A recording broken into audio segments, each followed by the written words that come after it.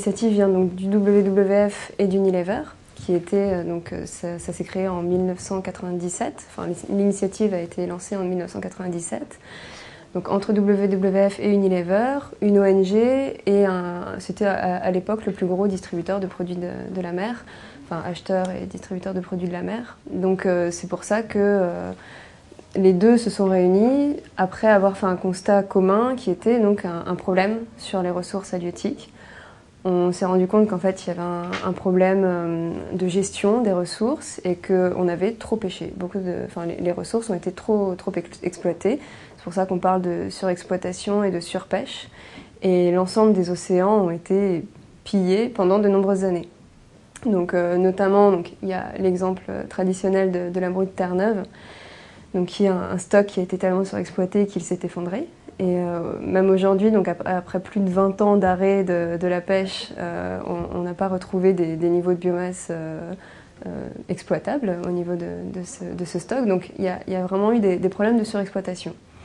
Et ce constat étant fait, donc c'est l'ONG WWF et Unilever qui se sont dit on va essayer de lancer une démarche de pêche durable pour valoriser d'une part les bons exemples, entre guillemets, ceux qui font des choses bien, mais aussi pour faire évoluer la pêche vers des pratiques plus durables.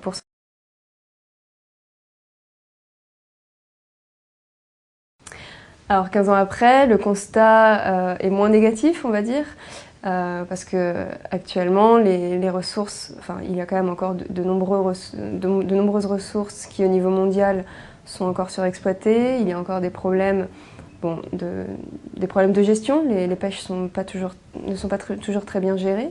Il y a des problèmes aussi de pêche illégale, qui posent un réel problème puisqu'on ne connaît pas ces pêches et pourtant elles ont lieu, elles prélèvent de la ressource, donc il y a un problème certain.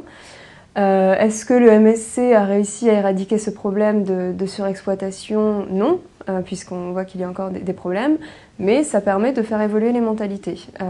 Après, ce n'est pas l'unique outil qui a permis de faire évoluer les mentalités. Les pêcheurs sont de plus en plus concernés, puisque forcément, c'est les premiers concernés. S'il n'y a plus de poissons, leur activité n'a plus lieu d'être. Donc, toute la filière commence concrètement à prendre conscience du problème. Il y a eu des améliorations, certains stocks se sont rétablis, ont retrouvé des niveaux d'exploitation durable, mais le constat est qu'il y a encore des gros problèmes de surexploitation en Europe, mais aussi dans l'ensemble des eaux au niveau mondial.